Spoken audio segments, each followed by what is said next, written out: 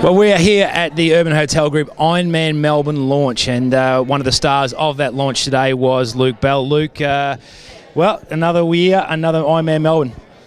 Yes, it rolls around very quickly. Excitement's building. Beach Road has absolutely been buzzing, and here I am with first off the bike on this side of the microphone again, rather than racing. Interesting. We did the course preview with you last year. What did you take out of last year's race? You were a top 10 finisher, of course, did a very nice job. It was an extremely fast pace. I think you went sub 8:10 for that. What did you take from last year?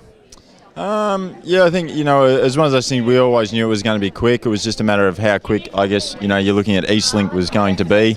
And then that one-directional run, I think, was a bit more mentally challenging than what people thought, rather than the out-and-back courses or the loop courses where you get to gauge and check yourself. It's, that one-directional, you're a little unsure where you are or how you're situated all day.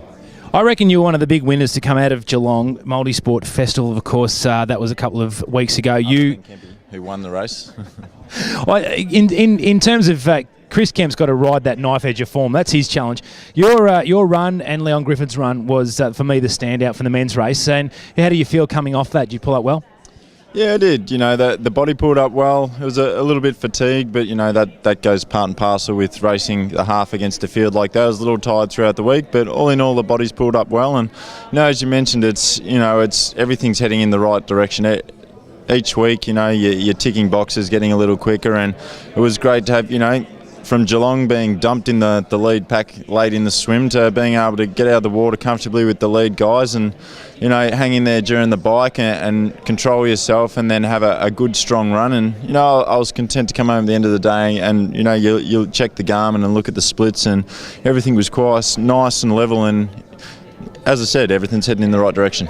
Well, you are the fastest Ironman swimmer in history after Ironman New York with that 39-minute. Might have been current assisted a little bit. Maybe.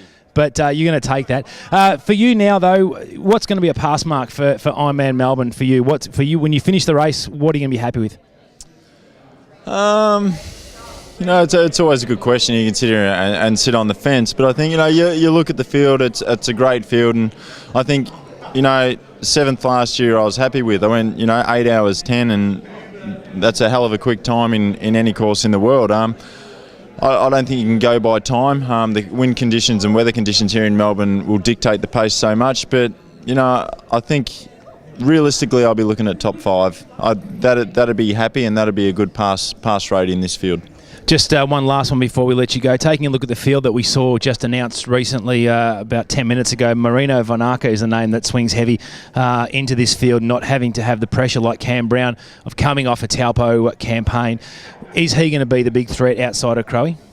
Yeah, obviously, everyone knows Marino's credentials. Coming out here, I think, it's not really unusual for him to be racing this time of year. We've seen that, in the past couple of years, he's turned up to Abu Dhabi over there. He normally fronts up at Ironman South Africa. So for him to be racing this early in the year is not unusual. We can go back and you can gauge how well he's normally going at this time of year. But obviously, he's chasing points as well. You look at Aniko coming back as well. It's, we're all looking at, it's a grand scale event, but we're all looking for later on in the year. And it is, as you said, it's a razor edge of how fit do you get this early in the year, or how quick are you going, and how will that detriment you later in the season. But, any start line Marino gets on, there's one thing for sure, the bike ride's going to be very, very fast.